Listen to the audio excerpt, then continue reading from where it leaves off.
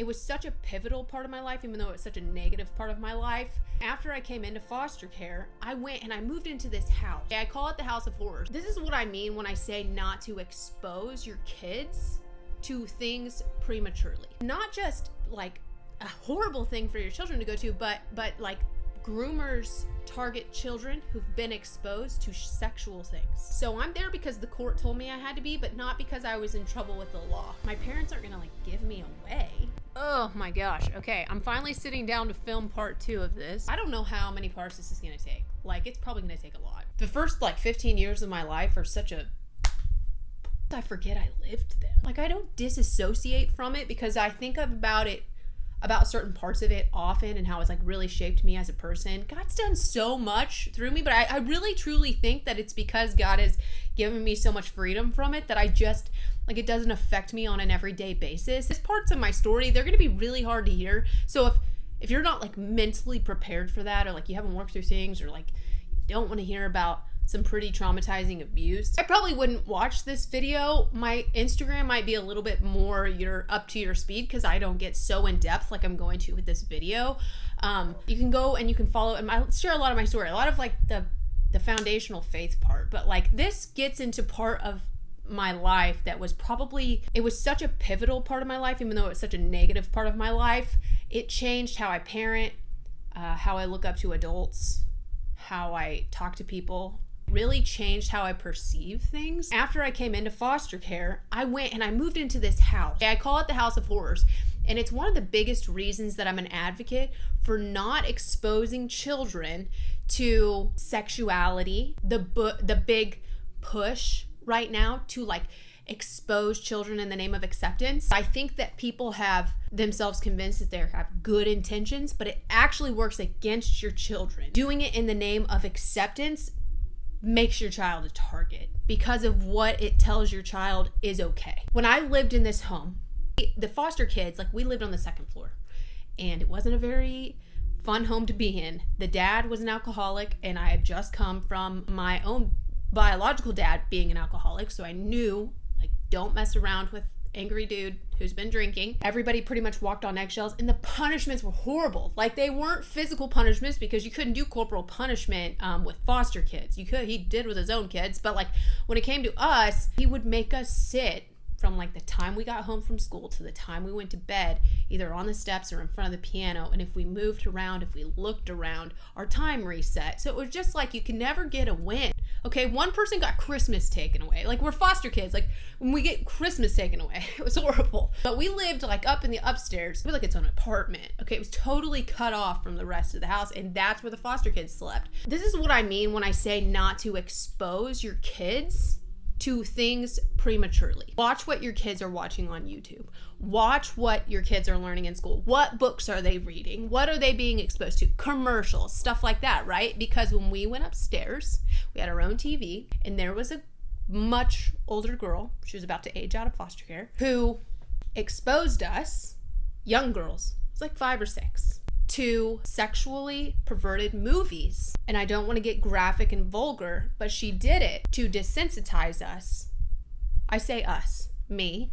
I don't know what happened to the other girls, as a way to start abusing me. This went on for a long time. And I think the things parents get in their minds, and sometimes too, a victim. If my child is being abused, or if I was being abused, I would know. But if a groomer is good at what they're doing, your kids aren't going to come and talk to you about it. They're going to use shame to make it feel like it was something that you were a participant in. They can't tell mommy and daddy, not because we don't want that person, the groomer, to get in trouble, but we don't want you to get in trouble. So when you expose your kids so prematurely to the films, or to, they're watching it on TikTok, or they're seeing people dance, you know, like when they're going to the festivals and they've got people and they're saying it's all for the name of pride, and then this is for acceptance, and they have people sexually dancing in front of your children. They're putting dollar bills and stuff. Not just like a horrible thing for your children to go to, but like groomers target children who've been exposed to sexual things because it's easier to break down those walls. It's not so like scary for the kid. The kid kind of knows what's going on because the kid's been exposed. The kids know what that is. It's for many years after this happened. Like, I moved out of this home and completely shifted. The shame that person used against me completely shifted the way that I sought out love. It affected me so badly mentally, and not because I was scared of people, but because you have acceptance from people. It's to just let them use you. For so many years after this, I started acting out in tantrums. I got incredibly aggressive. I didn't know how to control myself emotionally. I struggled with emotional self-control for years. I struggled with emotional self-control. And it was so bad that when my biological dad rights were terminated, we went to be adopted. And my sister's parents, because I had a biological sister, the parents that wanted to adopt her didn't want me. I would throw tantrums, lash out, scream, cry. And I was in therapy, but I was ashamed because that person made me feel like a participant. Her parents basically gave me back to the state and said, we want to adopt her, but we don't want to adopt her sister. And I went on to be adopted by another family. When I hit about 12 years old after I was adopted at 9, I got in with a not so great crowd at school for anybody that I could just follow. I just wanted to be accepted. I just wanted to be loved. These people were not my friends. Parents, who your kids hang out with is so incredibly important. And I know people will say, well, like we met and they seem like good people, and then you let your kids go to sleepovers. You don't know what those parents are doing over there. Because in my own experience, and an experience of many people and kids that I know, we'd go over there and the parents would be great and fine, but then we'd go out and we'd roam the streets at night. The very first people that I had offer me drugs when I was only 13 years old was friends and family, or was a family member of my friend. My adoptive parents, they start realizing something's going on. Okay, we have some problems here. I went to a Christian summer camp and I thought like, oh, I have had an encounter with Jesus and I'm going to be a better person now. Please let me move schools. And so my parents are like, oh, okay, yeah, great. So they take me and they move me to another school, and it's not like that far away. These little towns are kind of compacted. I get in with yet another bad crowd, only this time it's not just being offered drugs from friends, family members. Now I'm actually taking drugs with my friends. In the span of like 6 to 8 months, I got so deteriorated so badly that I get into like a full-blown fight with my parents because I'm 13 years old at the time. My parents end up letting me move back in with a friend, and several months go by and I am just deteriorating. Mentally, I'm deteriorating. Emotionally, I'm like totally just no non-existent emotions, just all rage. Struggling with drugs and now alcohol. I am just giving my body over to anybody that would accept me. I finally one day, I don't know what caused it. I say it's a God thing because the trajectory of my life shifted in this choice that I made, that I was not capable of making at that point in time. I called my parents and I said, please help me. I don't want to be on drugs anymore.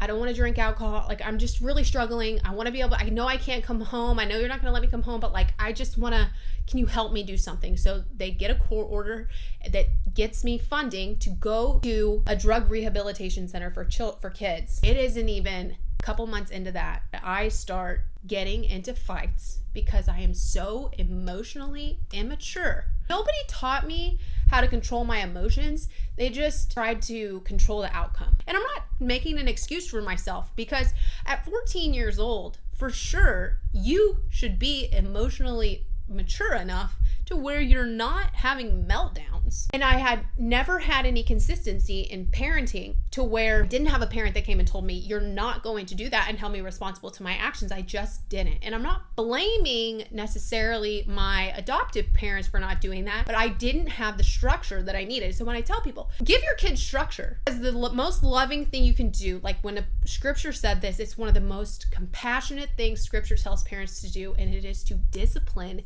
your child. And I'm not talking about going and beating your child into submission. I'm talking about giving your child structure and discipline because that's the best way for them to learn self-control. I had nobody teach me how to do that. I had several sets of parents. I bounced around from foster home to foster home to foster home. No structure, no stability. And I'm now suffering the consequences of that. I am taking out my anger on other people. I start getting in fights at this drug rehabilitation center. The girls there, they're bullying me. And so my way to push back was to fight back. So I got into a fight. I didn't hit anybody. I was actually an idiot. I hit the wall and like hurt my own self. So I'm there because the court told me I had to be, but not because I was in trouble with the law. I didn't have to go to jail.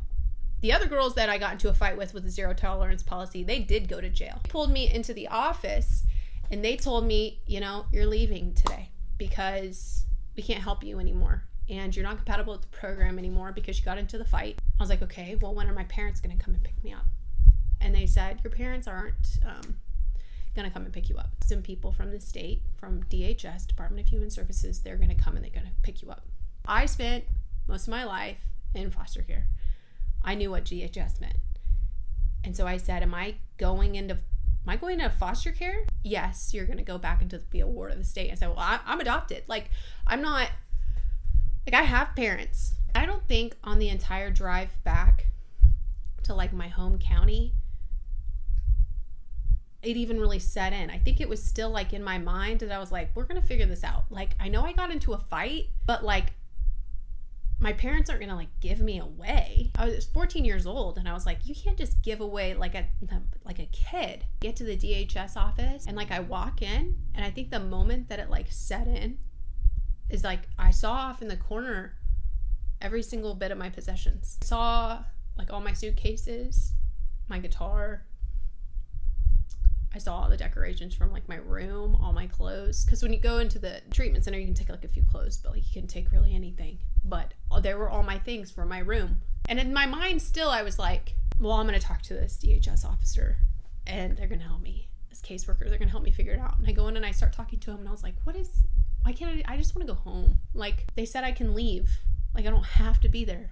And he said, your parents, they said they can't do it anymore.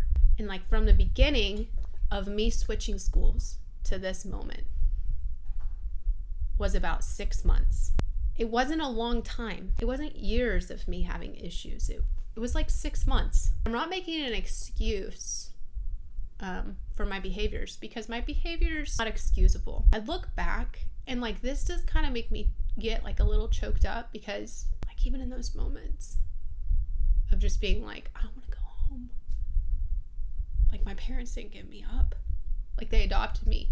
They said that they want to be my parents. And now, a few years later, you can't give your child up. You can lose your child to foster care, but surely you can't elect to give your child back to foster care. A few months later, I went to court and they legally came in and testified that they just wanted to cut the cord with me, is what was said. That the state would raise me better. Even whenever I was going through that, I know that God had a plan. I just want to leave this part that this was a devastating blow to me as a 14-year-old kid, that I was struggling, and then just my sister's parents didn't want me, none of the other foster parents wanted me, my adopted parents didn't even want me. But God has, I've always had a dad, and even back then when I didn't even understand it and I was struggling, now I can cope with it because I know that there was always a plan. Now I have a beautiful family, have wonderful children, and these things that I saw and that I experienced after becoming a Christian and then being given clarity, I know that this horrible darkness in my past is an opportunity for God's light to be very apparent. Horrible things that were happening to me, at the very next step, God always took care of me. I had a place to go when I came back into foster care, and as a child, it's hard to get placed in foster care, but as a teenager especially, there's no chance. I had a home to go to that was an actual home when I came back into care. Foster parents that were willing to step up and take me in. The next part of my story, you'll see that God showed up even better than I could have ever imagined. Coming back into foster care was one of the most heartbreaking things, but God used it to his glory, beyond just understanding. If there's anything I want parents to learn, or people in general, potential parents, friends, people that love kids, anything, right? Don't expose your kid to things too early. The best way to protect your child is to prevent. Number two, if your child is struggling emotionally, there's probably a really good reason, and they're probably not telling you about it. And number three, most loving and compassionate thing that you can do for your child is to create structure and stability for your child, even if they don't like you for it. And God created parents on purpose with a very specific reason. They don't need more people to just reinforce their way of thinking. They need parents to tell them what to do. No matter what darkness you're experiencing, God has a magnificent plan. And sometimes, years down the road, you get to look back and you get to see the story as more of a whole, and you can see him in all of those places that you couldn't really picture the whole picture in that moment. The stories that God has given us are incredibly important. We can either look back in the darkness and we can allow it to shift and change our mind, and we can become depressed about it. Or we can say, we can give it over to the enemy, and we can say, I'm gonna wallow in it. What happened to me was horrible, and I'm always gonna stay a victim. Or we can use it to be refining and strengthening. And we can push forward.